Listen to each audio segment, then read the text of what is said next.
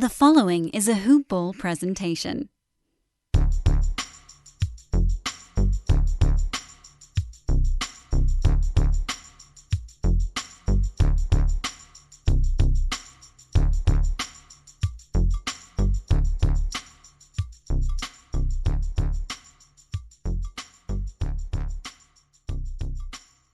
Hello and welcome to the Hoop Ball NBA DFS Today podcast. Today is Tuesday, November 12th, and we are going to be going over the NBA slate for Wednesday, November 13th. It's a 7-game slate.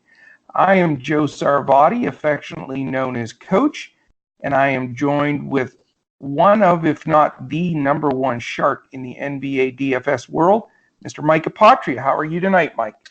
We're doing well. I mean, I just will apologize ahead of the time. We've been having some technical difficulties, and, generally I'm recording it on my end, and tonight we're having a little problems over here, so now you're recording it on your end, Coach. So we do apologize. I know that we've seen in the reviews a couple people, still giving us some 5 stars and just saying, hey, audio could be a little bit better.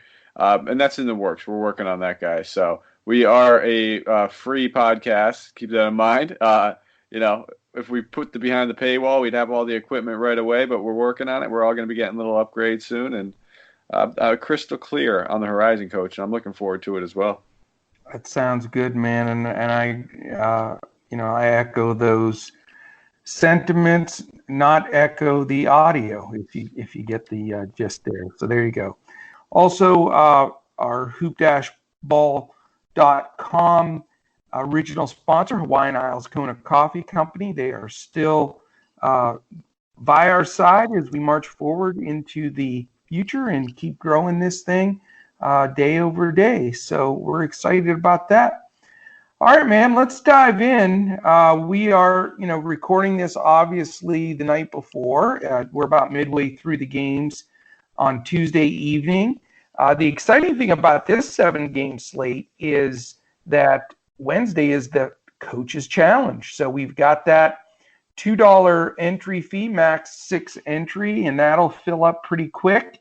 It's being posted tonight, so I'll get that out on Twitter this evening or first thing in the morning, and I expect that sucker's going to fill pretty quick. So, you want to join that again. It's the Coach's Tip-Off Challenge on Fantasy Draft, and you win good cash and some really cool swag. I know you're trying to get that swag, Mike, so maybe this is your week. I'm all about the swag, Coach. So I like the free prizes. I like the free T-shirts. I'm a cheap guy. I'm very simple. My girlfriend always kind of, gives me a hard time about it, that I never want to buy myself new clothes. I'll wear my jeans until you can see through them to the other side. So it's a struggle. So I like some free shirts, and that's pretty much the number one thing I'm going for.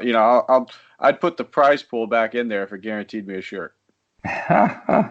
Well, we'll see, man. We've got it. You and I have to beat Andrew. We have to make a pact that we're going to beat stinking Andrew this week. He's beat us 3 times in a row. You realize that? Yeah, no, and even I think I got up there a couple of times. Like 2 weeks, I was in the top 12. One of them, I was in like the top 6 or 7. But he's always just a few spots ahead, so he's crushing it. I'm glad he's on our side, like I always said. But yeah, I'm with you, Coach. I think for a good week, I might have to put my friendship aside with him. I'll be on the pod with him tomorrow. No, actually, tomorrow we have. That's right. A guest appearance by Miles, first time. Yeah, that's Miles of Smiles tomorrow. Yeah, I like the names. You got Andrew Hansen. And Miles Smiles. I like that. So, I'm excited, actually. Totally forgot about that. I'm so glad you reminded me. It gives me a little extra pep in my step now. I'm looking forward to doing it. He's another kid. I know he's great. So everybody that we bring on board, he's been kind of helping out with the forums a little bit over there and helping out in the back end of the DFS side at Hoop Ball. So really looking forward to introducing those. You there, bud? Oh, yeah. Can you hear me? Did you lose me? Yeah, you just went dead for a second, but yeah, so that's great. So you're with Miles tomorrow. I can't wait to hear that. I'm excited for Miles and getting him, some time on air. That's going to be awesome. Yeah, and right now I know it's going to be like during the coach's challenge. So I'm looking forward to breaking down. I'm most likely, I think he's going to be in it. I got to talk to him if he's not. I'm sure he'll be in it. So we'll be able to kind of see what his, on his first podcast that he's doing with us, what his lineup looks like and why he built it. So you're going to get it. It's going to be fun to see on the first show. I get to kind of pick his brain a little bit and why he did a few things, and I'll have him on air doing it. So he doesn't get to edit or change anything, so you can't go back. Looking forward to it. It's gonna be fun. It's gonna be fun. No pressure, Miles. If you're listening, no pressure, man. And the number one thing is I can just get him on. I get the first crack at him, Coach. So now he's immediately going to be on my side. I don't know too much about him, but I'm sure if he's under the age of 50, he'll probably be on my side anyway. Just with whatever. If he's smart, he'll stick with the coach. We know that. Now, speaking of that, what a nail biter we had the other night in our chicken suit challenge, huh? I mean, my guy Boucher did pretty well. Not just quite enough, brother. Who'd you have? You had Brandon Clark. Brandon Clark. I beat you by a point. Did you now? You didn't check it? Oh no, I kind of just assumed I won it. I mean, I checked one site and No, Brandon beat him by a stinking point. I snuck by you. What are the odds of that? Oh, it was so close, man. What are the odds? I mean, I know we are always these chicken soup challenge. It's like the guys we pick take it seriously. They go right down to the wire. Hold on a second, if you Coach. don't a fist fight first. Hold on a second. I'm looking at it. It was 11. It was 11-10, right? Which slate was it? It was Sunday night. Is that right? I'll just give it to you because I can't write. Yeah, so I think Sunday. I beat you by a point. I mean, it was really, really close, right down on the wire. Clark actually played less minutes, which was bizarre, and he still was able to get a couple of buckets there to overcome him, barely. It was a great challenge, though. No doubt. I think I'm looking at the box scores. I'm over here on on one of the fantasy draft, and it doesn't even show Clark playing on the 10th. But I know we made the bet, and then I'm looking at Boucher's. It shows him playing on the 10th there in his box score. So this is a little bit. I'll go back and look. No, I mean, now listen. No. We're getting challenged on here. It was actually Monday the 11th, dude. We did this show on Sunday for Monday's slate, and I'll read you Mr. Clark's line here because it was a pretty good one. Mr. Brandon Clark, in very short minutes, it's pulling up right now. My computer's a little slow tonight. Okay, he only played 17 minutes. Can you believe that? 6 for 7 from the field. That's what did it. 14 points. He had 8 rebounds in 17 minutes. That's impressive. 1 assist, 1 turnover. Yeah, and your guy had a couple blocks, but you just came up a little short on the points. All right, I'll take your word. You have it. I believe you. I only beat you by a point, but yeah, I only got 17 minutes out of Clark, which was really. I just looked at what Boucher did in my lineups, and I was just more than happy with it. I was satisfied with it. I was like, all right, that's a good game. I don't even need to check this right now. Now Clark's tough, man. He just needs more of an opportunity, but I don't know if he's going to get it because Triple J's playing really well all of a sudden, and he's not getting in foul trouble for the first time in his career. So go figure. Yeah, no, he's playing out, and he's a guy, you know me, Coach. I've been mentioning Triple J all season long, and he's a guy that I love for season-long leagues. There are going to be times where I'm targeting him in DFS a little bit too. What's Jonas? Freeze and the whole 9 yards. He's got the whole package. Barring like a knee injury again, like last season, knock on wood with that. He's going to be explosive. He's going to be a top 25, 30 player in the league at some point. He has a total package defensively. He can step out, like you said, hit the threes. I know that's something over the summer he really wanted to put some emphasis on, was shooting a few more threes. So actually, Coach, I don't know if there was a better segue you can I was do. just gonna say, you got Memphis and Charlotte. Keep going. Yeah, and so I think exactly. You might as well just keep rolling right into this. I think Jaren Jackson Jr. is a little underpriced. I was mentioning I'm trying to find the right games you want to target him, and I think this is easily one of those games that you could look right at him. So I'm going to stick. I'm not going to go near John Morant. I'm not really going near Valanciunas right now. I think both those guys still on a little bit of a minutes restriction. I think Valanciunas is going to get lifted, but the one thing about Morant is they have a very capable point guard playing behind him with Tyus Jones. So there's no real reason. And we saw Tyus Jones in the last game. He closed the game out in the fourth quarter, and Morant was benched in favor for him. So I'm kind of avoiding that whole situation. I'm really just looking at Jaren Jackson Jr. And if you wanted to take a flyer, like if the money just happens to fit in your lineup and you wanted to go with like Jay Crowder, but I know on some sites on the across the industry right now Crowder is actually more expensive than Jaren Jackson Jr. and I'd much prefer JJJ. Triple J. Yeah, I mean, this is not the most exciting game on the slate for sure. 23rd and 27th pace-wise, and not the best game to target. But what think I'm going to do here, and I mark it down on my sheet, and I think I'm going to stick with it. I think I'm going to fire up Joe Val for the first time. He's been leaking into the upper 20s in minutes, and it seems like he's starting to get it together. And Zeller's not a good defender.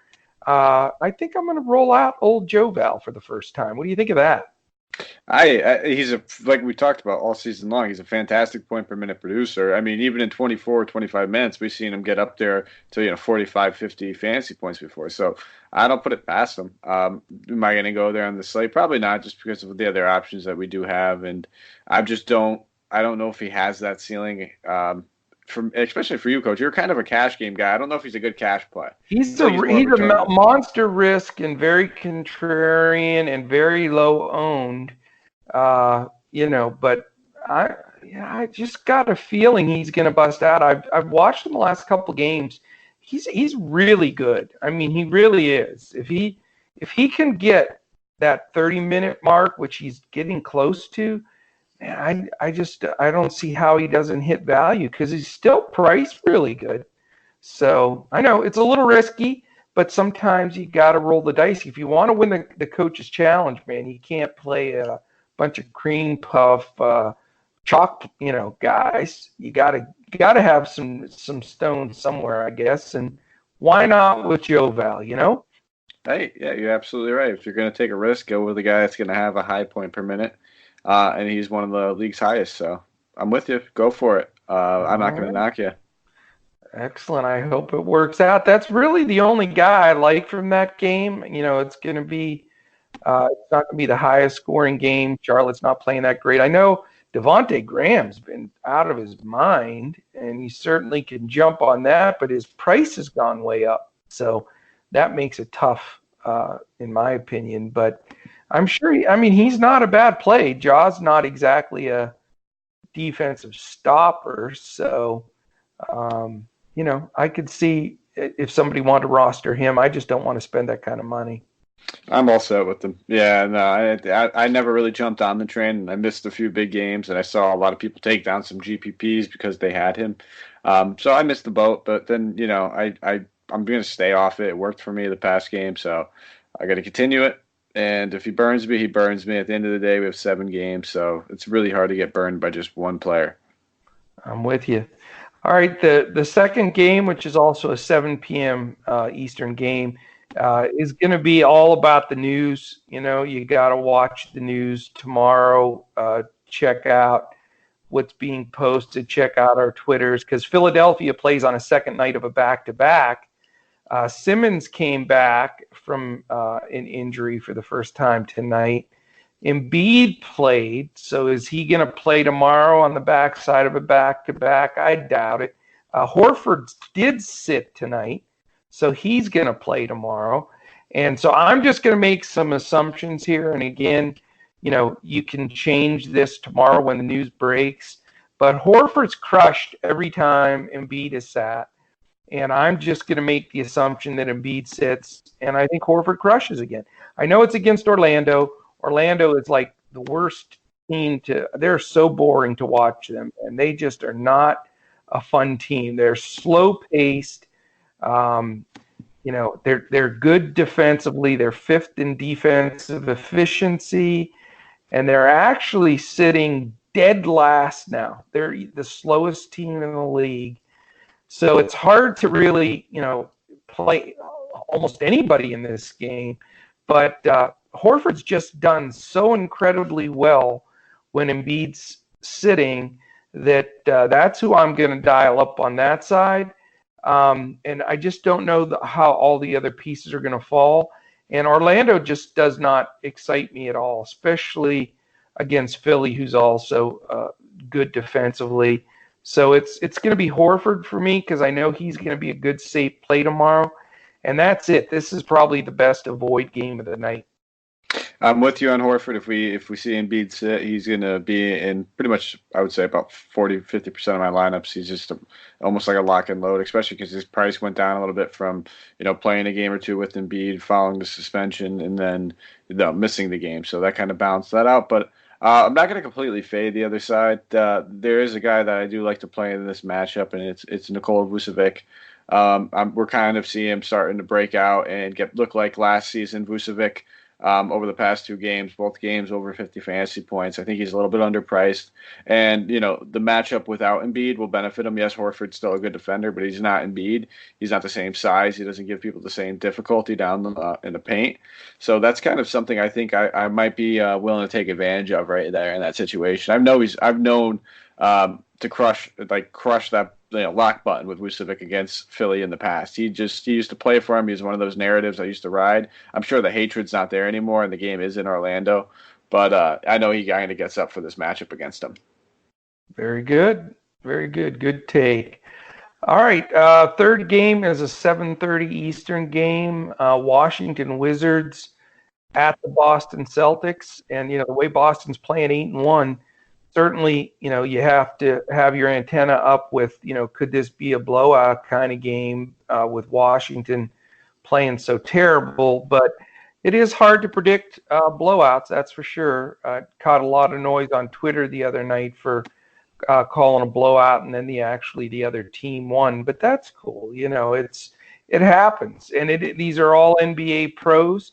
And, you've got to try to game script some things and try to anticipate in order to make some calls. So, this is the game I fear the most on the slate for a blowout, and that's just always crunching. Like, tonight, for example, I had the Pacers just rocking and rolling. I had Sabonis and Warren in every lineup, and they went up 28 in the third quarter. Those guys never got back in, and it just crushed me. And so it does kill you if that does happen.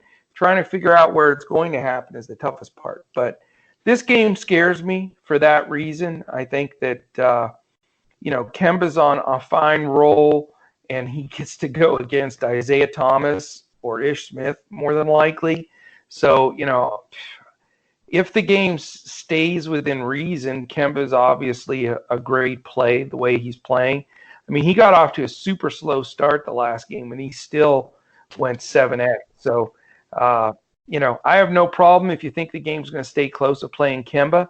But after that, with Boston's defense, I don't want any of the Wizards at all. Marcus Smart will clamp down on Bill.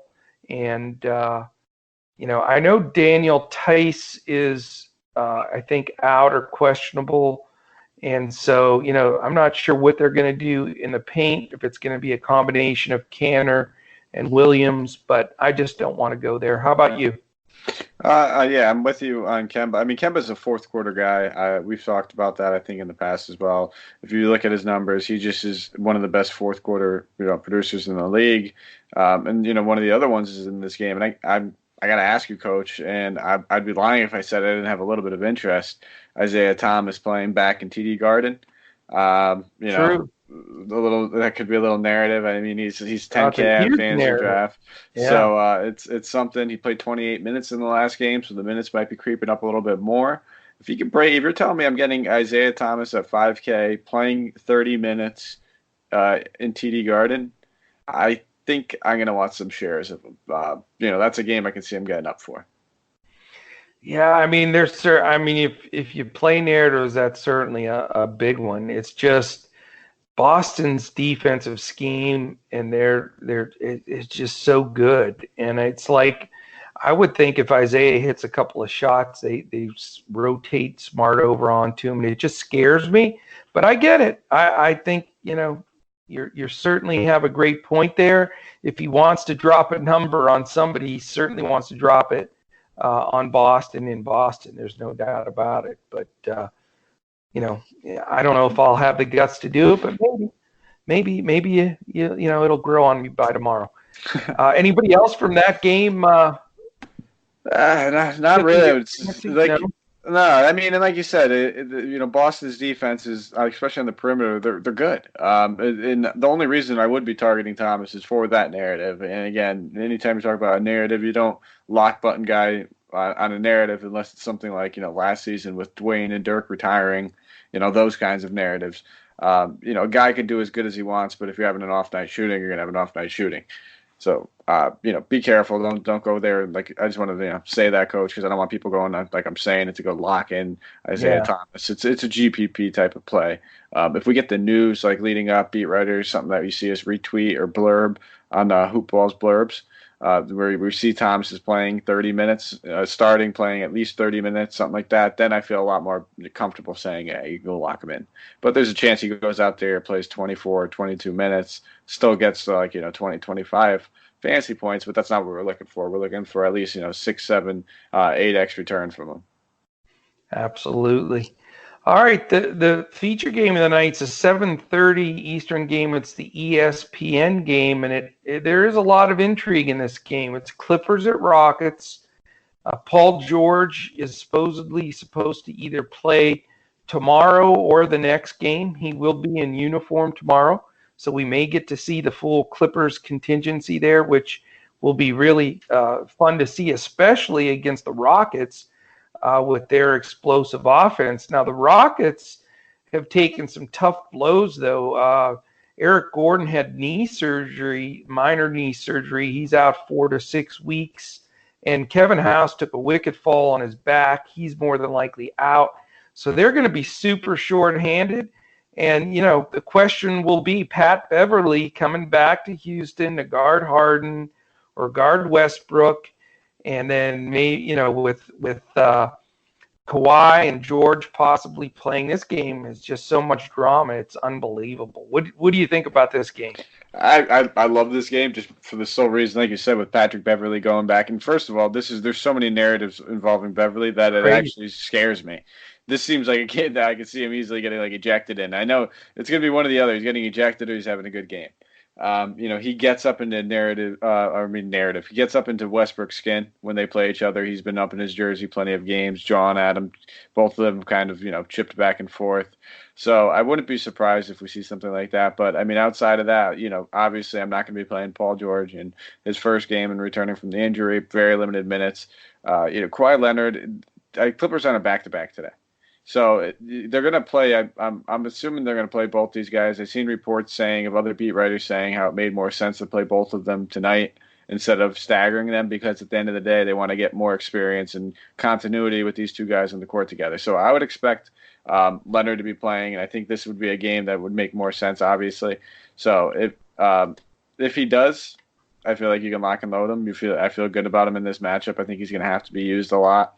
I think that makes more sense. It looks like one of those higher rebounding upside kind of games for him. And he's probably the only player on the Clippers I'd look at. And then on the other side, I guess we got to sit here and wonder, do we play Harden or do we play Westbrook? And at this point, I think it's going to be Harden for me. The scoring isn't dipping down anywhere. Westbrook's not getting these peripheral stats like I'm expecting. This isn't a matchup that would be great for him if he has Beverly on him. So, that's kind of my take on it, and I'm going to keep rolling with it until Westbrook proves me wrong. And then we have to expect some of these bench guys. So I think Austin Rivers is going to get a good amount of bench usage. We've seen Chris Clemens kind of, do a little bit of extra, but it's going to be Ben McLemore starting. I think that's kind of already been what's been anticipated. Not really going to touch him. I don't think he's a great point per minute. And then you got to look at the guys on the other side of the ball. It's going to be Paul George and Kawhi Leonard. So I think that's kind of like a sucker value play. If you absolutely need to, go with a near minimum salary guy, and it's the only way you can fit everything in your lineup to work perfectly, maybe. Even then, I'd probably still question it though. Okay. For me, I have 2 lock and loads in this game, and they're not Rockets. How about that? I am going to go with Lou Williams because Houston's the fastest paced team in the league, which is amazing considering they were slow last year with Harden pounding the ball into the court. But I just think this fits into a wide open game where Lou could drop 35, 38 real points. And I just love him coming off the bench. And I love Montrezl Harrell. Talk about narrative. Houston wouldn't play him. He rotted on their bench. He gets to come back against the Rockets. And, I just think he crushes. I know Capella's decent defensively, but, he plays with so much incredible intensity. I love that sort of forgotten off the bench, the Lou Will and Montrezl Harrell, when everybody's going to be talking about Harden, Westbrook, George, and Kawhi. So I think I got 2 sneaky good plays on that Clippers side. What do you think about that? Oh, I'm always down for the Harrell Williams stack. It's not going to be in a lot of my lineups, but when I'm running out 8 to 10 to 20 GPP lineups, I can always guarantee if these guys are on the slate in a competitive game, I'm going to have a stack of them in there. And that's look at their correlation. I mean, you look at the game, yeah. I think it was 2 games ago for them, Harrell and Lou Williams. When one has a good game, it correlates well. The other one does have a good game. So it makes sense if you want to run like a James Harden stack on one side, maybe even try to take an attempt at somebody else. Somebody's going to have to play these Gordon minutes. He hasn't been playing a lot lately. Right. Somebody's going to have to play them. And there's going to be extra usage to go around. And I mean, maybe that's house minutes as well. Yeah. And I at the end of the day, we could just see some of the usage trickle down to Westbrook and them both just kind of take, 25 shots each. And wherever the rebounds and assists fall, they fall. It could just be completely random. We don't really know. But I'm not going to really take that approach. I'm only going to be looking at probably playing one of them on this slate. And I'd probably lean Harden, like I said.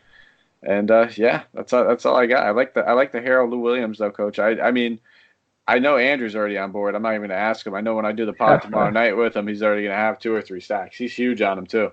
Oh, is he really? Oh boy, and I'm trying to beat him. Good night. But we'll see how it goes. It's who knows. Houston may rise to the occasion. And George. Who knows if he's going to play. So again, this is one of those you got to listen to the news for sure. So, all right, man. Excellent.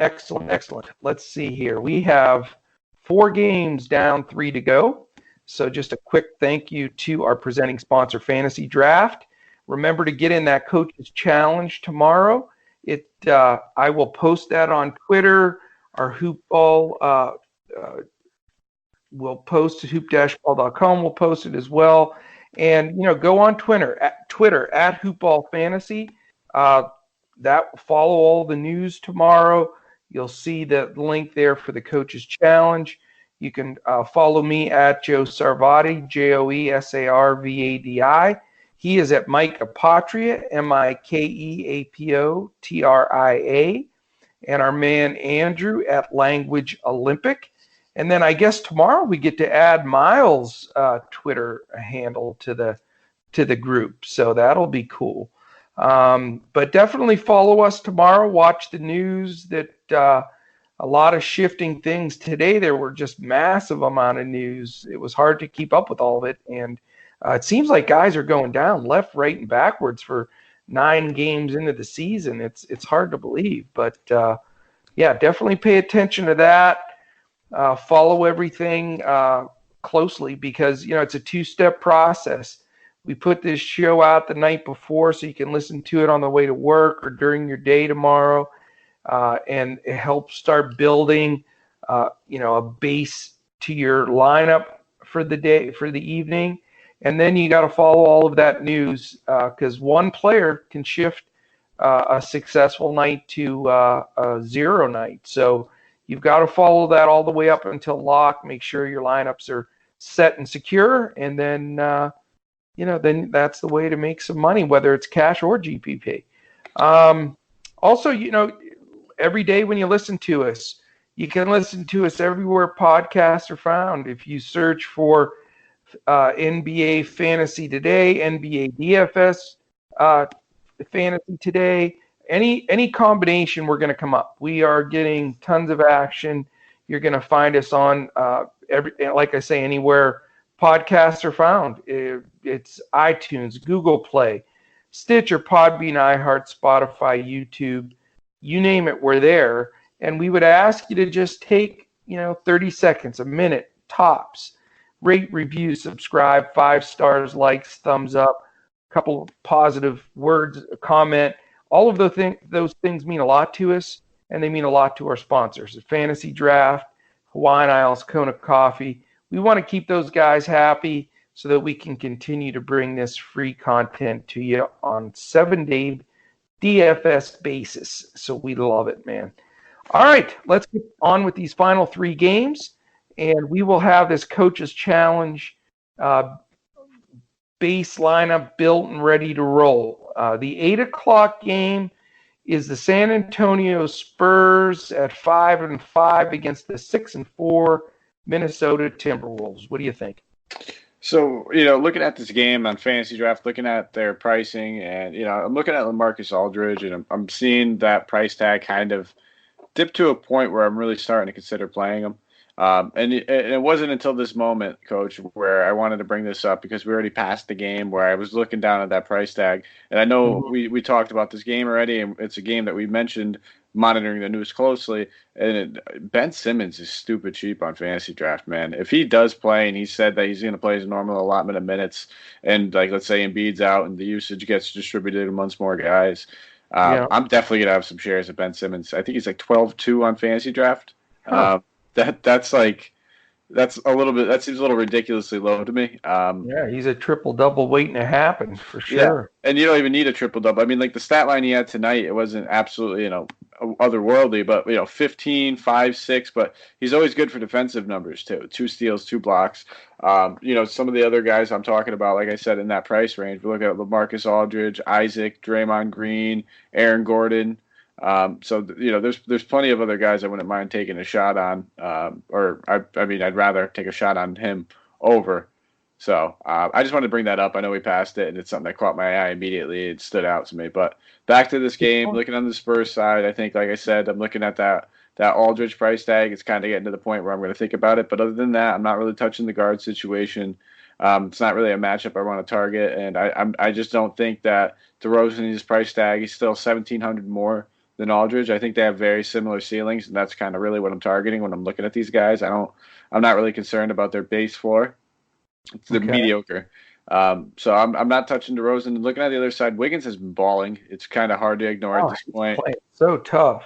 He played point guard last time for him, and he's actually, he's getting more assists at this year than he ever has in his career. Past 4 games, at least 40 fantasy points in every single one, with the high side of 63. So he's flashing the floor, he's flashing the ceiling. Are the Spurs a team that we want to target? No, but as you mentioned in the past, Coach, they're not the Spurs team. They do play a little bit of a faster tempo. So I'm not going to say cross them off. I'm not going to say play them. I'm going to say if you want to keep riding the train, 4 games in a row feels like it's enough train for me where I don't think I'm going to go to them too much. But I will have probably 1 or 2 with him just because I've been standing back and watching this too long, and this might just be him actually breaking that wall. He's only 24 years old. It's not like the guy's peaked. It's not like we can just completely label him a bust. There's the off chance, Coach, that Andrew Wiggins may have just gotten a little bit better at basketball.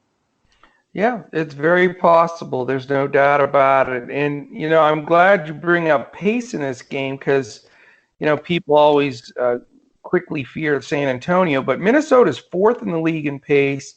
And the Spurs are 13th, which puts them in the upper half in pace, which is amazing. Nobody would guess that. But, that definitely has to put them in a consideration for sure. And then here's the most bizarre stat. San Antonio is only 20th in defensive efficiency, and Minnesota is 14th. Now, no one also would guess that. So, San Antonio is not playing their normal stellar defense as you would think, and that's why they've been floating around 500. But my question is news on Jeff Teague. Have you seen anything more updated on him? I know he's questionable. Yeah, no, still everything I'm seeing is still questionable, still the illness. I don't know what kind of illness he had. It's a bad one though. So this is, at first my original take on this was, once he plays, feel free lock and loading him. If he gets 28 minutes at his price, he's worth it. I mean, right now I'm looking at his price, 9,100. If you were to tell me he's going to get 26, 28 minutes at 9,100, I would love to play Jeff Teague. I'd have no problem doing it. But this is a serious illness. Even if he does play, I wouldn't be surprised if it's like in short bursts. I don't know. I haven't even seen much on him practicing. So that's something that maybe we can look into a little bit. If if you want to give me your take on the rest of this, maybe I'll do a little background research and see if I can find anything if he's even practicing. Because if he's not practicing, I'm not going to touch him.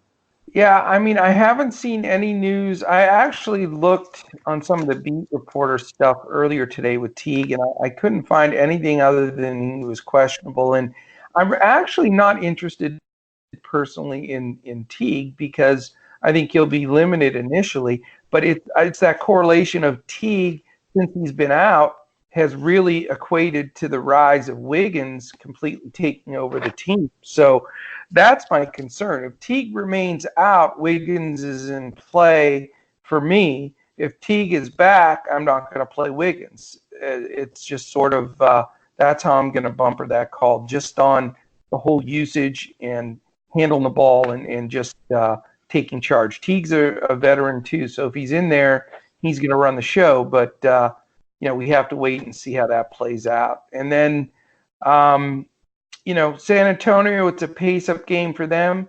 It's just they're so incredibly difficult. I know I say the same thing every show, but this is how I feel. I mean, they play five guards. I don't want to try to guess if it's going to be Murray's or White's or Forbes or Mills or DeRozan's. They all take turns. And I don't particularly feel comfortable rostering any of those guys because it's just so difficult to figure out who's going to make value and who's not. And there's been, of all those guys I mentioned, they've all made value at one point. They've all been in single digits at one point. So, good luck there. You're playing roulette if you think you can pick that. And then, Aldridge has had some good games and some bad games. He's been somewhat consistent. Cat isn't exactly a great defender. But Gorgie Jang is getting a lot of minutes off the bench, and he even played a little bit alongside him for a minute or a couple minutes. And defensively, he's pretty stout in there. He causes some trouble, blocks some shots, bodies up. And, for that reason, I'm really not interested in any Spurs. And then, on the Minnesota side, it all has to do with that news. I think Wiggins is a great play if Teague sits. If not, then I'm going to consider it. I don't think I wouldn't be shocked if he actually plays, because from what I'm reading now, he was close to being a game time decision on Sunday. So okay. He almost played on Sunday. So given the couple of days rest, he could easily play. And if he does, he also returned to practice over the weekend. So I saw that as well. So he might even be close to game shape. So now, if he does play, I might consider him. But at 9,100, I would. He's a guy I specifically target when he comes back. I don't target a lot of guys when they come back from injury. He's a guy that I like to target when he comes back from injury. For some reason, he tends to have good games when he comes back from injury, and he doesn't really have his minutes limited too much. And he's the type of guy where we're playing him, we're not really hoping for 38 minutes out of him anyway. We'll take anywhere between 28 and 30. I'd be happy with 26, even 25 at this price, though. Yeah. It's again, a lot of it's going to depend on the news, and we're going to have to follow this through to the end.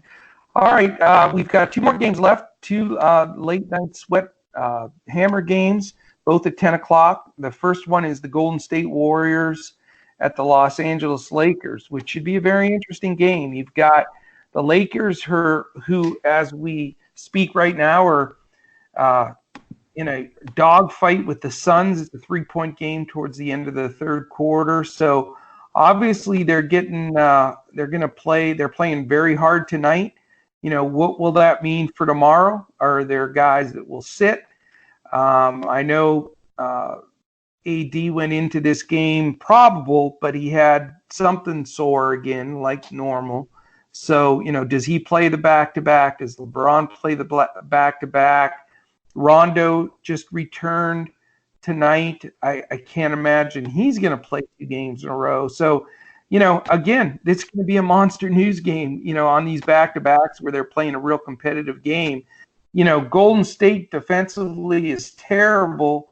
However, they do have Draymond back, which certainly will help. But they're dead last in defensive efficiency, and it's not even close. I mean, they are dead last. And so that is a big concern. As far as the pace of the game goes, the Lakers are right at 21 and Golden State's at 13. So it's not anything that's going to be super fast, and especially if some guys are sitting, that could change the flow of the game. Now, the last game, Draymond Green was awful. He got thrown out of the game. It was just, embarrassing to see. D'Angelo Russell going against the Lakers in LA. He's been on fire, taking a million shots. I don't see how you don't dial him up. I mean, I think you got to dial him up, don't you? Yeah, especially if you're going to have exposure to the Lakers. If you're not looking to play any LeBron or AD in this matchup, then I can see the reason why you're not really going to go D'Angelo. You're just kind of going to go with some ancillary pieces. I completely get it. But if you're playing one of those guys, it makes complete sense to just look back on the other side of the ball, look at across the industry. He's still underpriced for what he's been doing. He's clearly absorbed all the usage that he can handle. I mean, yeah, we're seeing Alec Burks and some other guys score, but they're getting theirs after. They're getting like with the leftover, the trimmings that falls off the table. It's really D'Angelo Russell's team. Draymond being back does not factor into my Russell decision in any way, shape, or form. He's not a high usage guy. If anything, it'll just probably help him set up plays at the top of the key a little bit more, play a little bit more off ball screens and stuff like that. So I'm on Russell as well with you because I know I'm going to be having some shares in the LA side of the ball. And transition over. Yeah, I think I'm going to be definitely monitoring that AD situation. But if he plays, I'm looking at his price, on a few of the industry sites, and he's too cheap. He is far too cheap. We're seeing LeBron kind of that gap like we're seeing over in Houston with Westbrook and Harden, how it's taking place over here. And at first, in the beginning of the season, it was the opposite. It was AD that was like a grand and a half higher than LeBron, and now I'm seeing a big dip. So yes, it is a back-to-back, but we'll have the news. I mean, that new half-hour tip-off kind of thing, and I'm sure if they're going to rule them out, they'll do it early. They try to do it now, especially since we just seen the Clippers get fined. If that's not another reason for Kawhi playing tonight, by the way, it's going to be a primetime game on nationally televised. Against the Rockets. If they send him again, they're asking to get fined. So. But yeah, so I that's kind of my thinking. If he plays, I'm going to have more shares of Davis than I would LeBron, and then I'd run it back with some Russell on the other side. If I'm not playing Russell, I might take a couple stabs at Alec Burks. Not bad. I like this game. I'm definitely going to try to have 2 or 3 guys from this game. I think it'll be without question the highest over/under. I think I think these teams are going to throw some points on the board. I'm hoping either LeBron or Davis sit and one plays, because then it's easy. Then you automatically just play the guy that plays. But it's all going to be dependent on how they're going to roll this out. The Kuzma might be a nice play in this game as well. If they're going to let him roll out back-to-back games. He seems like he's come back from his injury. He's been back a couple games playing well, starting to get in the groove. I think the Burks call is a good one. I love D'Angelo. I think he's going to be a lock and load for me for sure. And I'd love to follow it up with another Laker. Again, let's see how some of that news rolls out. But I have no problem spending up for a LeBron or an AD if one of them looks like they're going to be main minutes in that game. So, all right, we go to the last game of the night. It is the Toronto Raptors at the Portland Trailblazers. Toronto finishing up a long road trip on the West Coast there. Another interesting game. What do you think on the Raptors Blazers? So we got my boy in this. I got to mention him. I'm still gonna be looking at Boucher. I think he's Bobby Boucher's the man. Yeah, man. This kid's good. If you didn't see that double, that two-handed block, I did see that. That was awesome. The ground. He's athletic. He's athletic as all hell. He's very talented. He's a little raw still, and that's his only thing. But he's not a guy that's going to force shots. He's a very smart player. But he's also, we're not even seeing him kind of pack the rebounding column and doing the things that he was able to do in the G League. And those will come. He's a great point per minute guy. So yes, his price tag has gone up a little bit, and now everybody actually knows who he is after a few games. But I still would be remiss if I didn't play a little bit of my boy. Van Vliet obviously has been just completely smashing. I think Van Vliet and Powell are both in play. Both those guys should be getting pretty solid minutes. Powell's starting to creep up. He was a great value play for the first game or two that he was starting. Now he's getting to the point where you have to think about it. He's not really a huge upside guy, but it seems like he's got a safe enough floor where, you tell me, Coach, you're the cash game guy. What do you think about him? More of a cash game just because of the floor and not the ceiling? As which guy? Powell? Powell. Yeah. I think his price is still low enough. He's getting mid to upper 30s in minutes. I mean, he's absorbing most of that those Lowry minutes. So I think he's a very safe floor, probably a good cash game fill for for your lineup. But I think he's somewhat of a limited ceiling as well. I don't know if he's going to really be a guy to take a ton of shots, but I don't mind playing him. I just think Van Vliet's just such a great play. I mean, it's so hard not to play him. Portland's backcourt is not great defensively.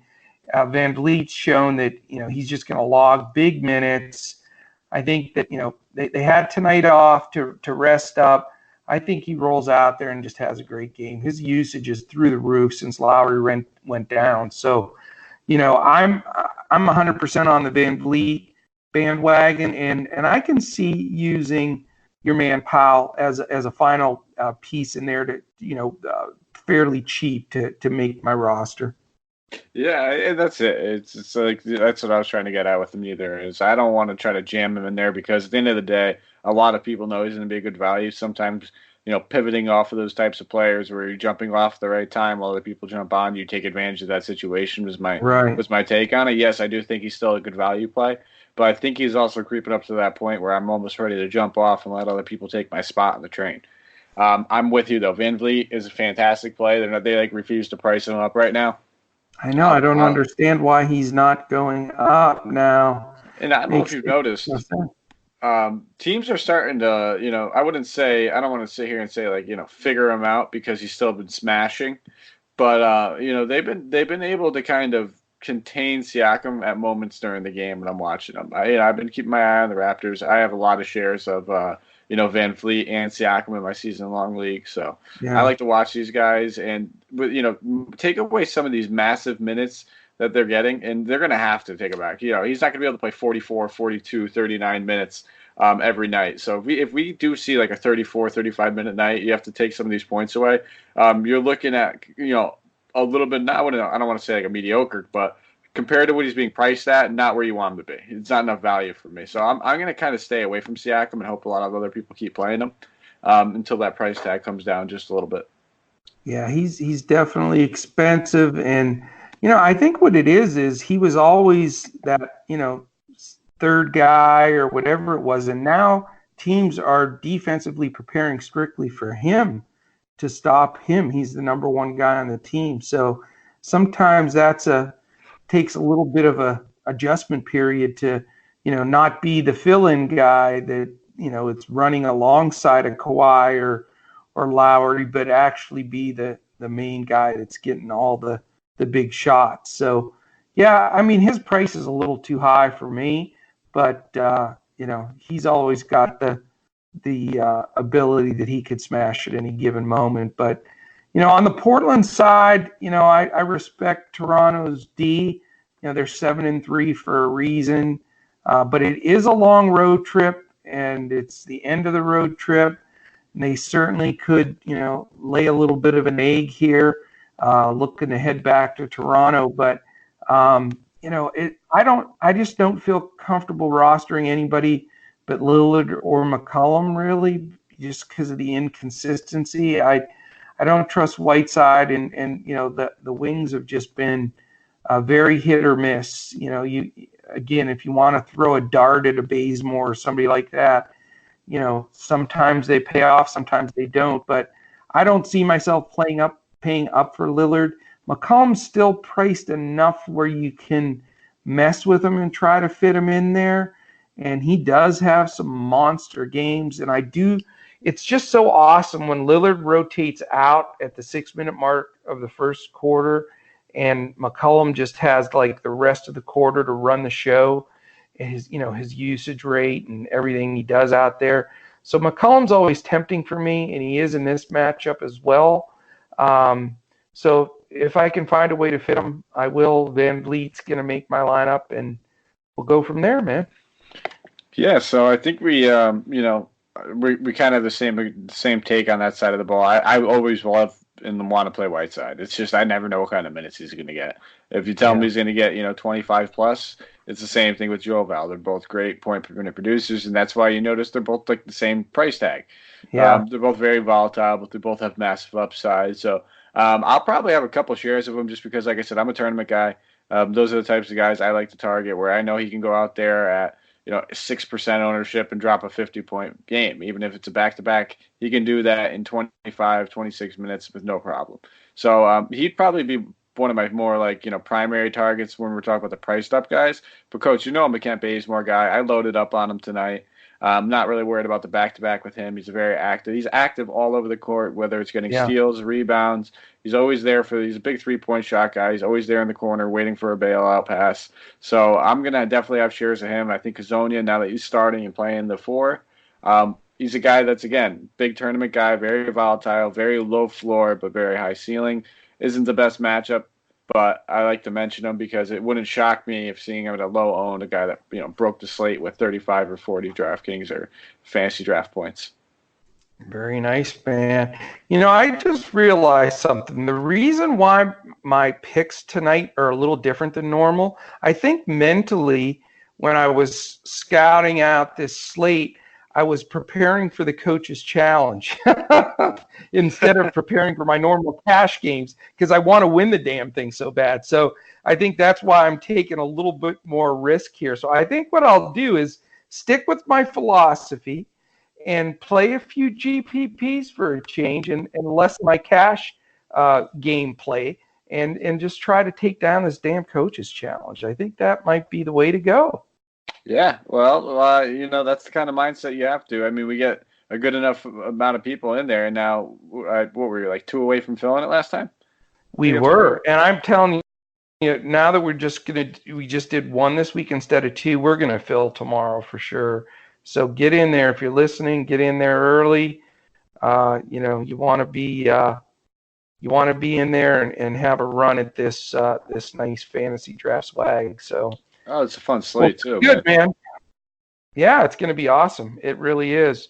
And hopefully Miles is listening. So Miles, just remember this tomorrow when you're doing the show with the Patria. If you do really bad, the whole show gets canceled. Everything crashes and burns. It's over with. So no pressure on you. Don't worry about it. Yeah, no, we're just absolutely none. No pressure. No, you have fun with Apatria. If you can survive Apatria hosting the show, dude, you're golden from there on. Golden. I go off the rails every time. It's hard for me not to go on tangents. Like I said, I could talk to the person at the Dunkin' Donuts drive-thru for 45 minutes. And some of you guys might hear Dunkin' Donuts and not know, but that's a New England thing. I know. I don't know if you guys have those out there in Texas. We do in Dallas. I love Dunkin' Donuts. Yeah, their coffee is fantastic. It's not as good as Kona. Hawaiian Isles Kona coffee, but it is second to that. Oh yeah, and it's good for like I like the little bacon, egg, and cheese wake up wraps. Those are my favorite. I get those like probably like 6 times a week. Coffee, coach, though, I'm a little over their coffee. I don't want to get What? Yeah, no, I'm a big coffee guy. I mean, it's a little too bitter for me. It's not quite what I'm looking They'll for. throw you out of that area if you. That's why I'm whispering it. I can't even say it too loud. If I say it too loud, I know there's someone's gonna be. You'll end up in Alabama. Oh, and I just for the clarification, by the way, coach, just because I know that we were talking about a little bit earlier.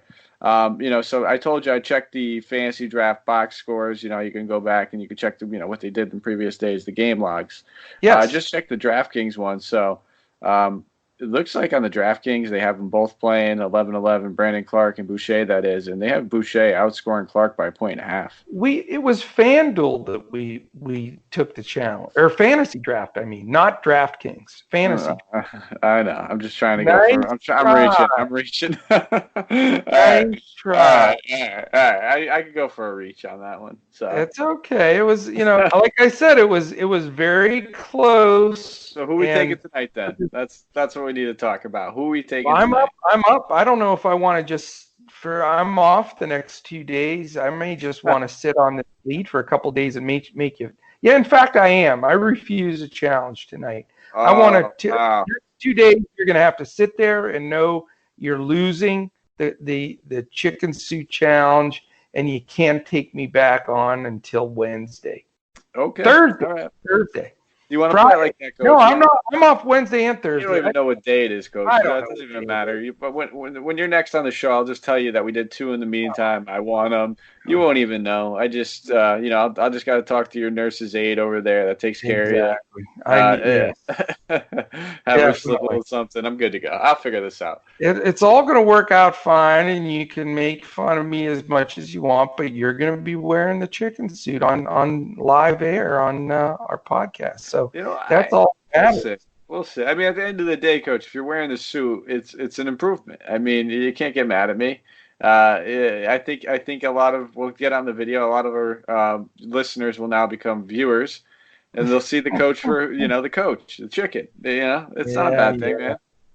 It's at least I have the lead for a couple of days here, and you get to think about it. Now, beat you in the coach's challenge tomorrow, just to make you more upset. You're gonna. By the time I get back with you on Friday, I guess it is, you'll be a wreck, dude. I just know it. This sounds like a broken record. I think you said this the past 2 weeks. I don't know. We'll see. We'll see. But we got, like you said, we got to worry about Andrew. That's priority one. So I'll side with my enemy right now. Yeah, let's do that. We're going to join forces, and we're both coming after your ass, Andrew. You're going down this week. We're both going to beat you, and you can talk all the noise you want. He's even taking tomorrow off. He's actually going to the Celtics game. Did you know that? Yeah, that's why he's not going to be on the pod. He's going to be at the Wizards Celtics game. So he will. I'm sure he'll have some shares of that game in the coach's challenge, no doubt about it. The Garden's awesome. That's I've been to the Garden probably about 4 or 5 times now for games, and it's one of my favorite stadiums to go to. He's gonna have a great time. I wish you told me. I'm maybe about an hour and a half from it, so it would have been nice to meet Andrew up there for a nice little drink or two. Maybe you can get tickets up there for those kinds of games for $40-$50 usually. Give him a call, man. He'll be there tomorrow. Well, I got a pod now, man. I can't. I got to work. Someone's got to man the ship around here. That's true. Yeah, you and Miles all the way to the bank tomorrow. So that's it. And now that we're now that we're introducing Miles, we're gonna have to do a 2 versus 2. One of these weeks where it'd be like, me and you or me and Andrew or me and Miles versus, vice versa versus 2 other people. Add our scores. Add the scores together. You know who Miles' last name, right? It's Miles Turner. He's actually sitting out for the Pacers, so he's going to jump on our – no, I'm just kidding. All right, we're going off, Coach. We're going off. Oh, man. We should have closed a long time ago. We're missing the end of this game. What are we doing here? I just want to talk my shit once in a while, excuse my language, talk my junk, and I don't get to do it enough. And I know I'm not going to do it for the next 2 days, so I just want to squeeze it in. Here's some cool news. I've got Bogdan Bogdanovic on my team tonight in fantasy draft, and I was trailing my guy here. I'm playing him in a couple of big head-to-heads, and Bogdan at halftime, it's 49-46. He's got 31.25 fantasy points at half. And that's it. I loved him. He's been crushing lately. Absolutely crushing. Yeah, with Fox out now, I figured he'd get the big minutes. And right now he's got 15 points, 4 assists, a rebound, 4 steals at halftime. He was like the most obvious play for GPPs. It was even funny because you knew at the end of the day, everybody and their mother was going to be all over Corey Joseph at the lower salary and just. And guess what he has at halftime? He's like one of the worst point per minute producers. Like if you play DFS for several years, you've already bitten on the Corey Joseph starting trap. By now, massive sucker play. He's got 1 rebound, 1 block, 1 turnover, and no points. I would have never expected it being that bad, though. So let's be real. Like I write up an article every morning. I did write him up. I'm not going to not mention him at that salary, knowing the minutes he's going to get. I was expecting more or less like a 20 fantasy point line, which at 3,700 he would still pay off, but it wouldn't be slate breaking where you needed to have him, where you could really gain an edge by pivoting to him. But this is bad, man. I didn't expect, this kind of game. Crazy. Yeah. Well, listen, here's the fun news. It's 109-108 Lakers with 5 minutes and 7 seconds left, and I love the Suns. Now you gotta give me just that smidgen of satisfaction. I have been on the Suns since the very first day of the preseason, talking about them turning it around, and they had the dead last worst record in the West. And look what they're doing, man. I'm so proud of the Suns. No, dude, they've been balling out. They look like one of the best teams in the West, and they're doing it without DeAndre Ayton. Let's keep that in mind. I know. And I remember you saying to me, your Suns, coach, you were on me a little bit early on predicting the Suns would do okay, but they're making believers out of everybody. They're getting it done, and credit to Rubio. I mean, let's be real. He's the real key factor in a lot of this. I mean, take out him and Baines. Yes, Baines has been absolutely balling. Baines coming in definitely helps. It definitely, fills the void of Ayton while he's gone. But Rubio was the big key that changed this team around. And, having some bench Baines when that dipstick gets back. Look at Baines tonight, 17 points. What are you talking about? Ayton wants to be a power forward. Did you forget? That's true. That's maybe it comes true finally for him. Who knows? All right, brother. Let's wrap this up. I don't know how we did such a great job staying on point and on time, and then we smoked like 15 minutes at the end. I don't know what happened. All right, brother. Well, listen. All kidding aside, have a great show with Miles tomorrow. Have a great show the day after with Andrew. Andrew, if you're listening, have an awesome game at the Celtics. Have a blast. And best of luck tomorrow, Miles. I know you're going to do great. So, all right, man. Any last words? No, I would say let's just have some fun. Get in the coach's challenge, guys. Let's do it. Let's go. All right. We thank you for joining us for another episode of Hoopball NBA DFS today. For my man, Mike Apotria, for Mr. Andrew Hansen, and for our fourth wheel now, Mr. Miles, I am Coach. We will catch you again tomorrow as we look to crush it in NBA DFS. Take care, guys. Okay, let's see here. Okay, we got it, man. All righty. I will send it on to Dan. All righty, brother. Well, you have a good night. Go check your sweats. I'm going to go check mine because I didn't see Bogdanovic was crushing it. And he's killing it. I think I must have came close to 100% locking in Bogdanovic and Bazemore. So those were in my shooting guard and guards in my small forward spot. Those two guys pretty much simultaneously in almost every single one. So I'm glad to be seeing good games from them. Yeah, no doubt. All right, dude. You take it easy. We did like an hour exactly, so that's not bad. Nah, that's fine. All right, brother. You have a good night. I'll talk to you. I'll see you. Take it easy, bud. Bye. Bye.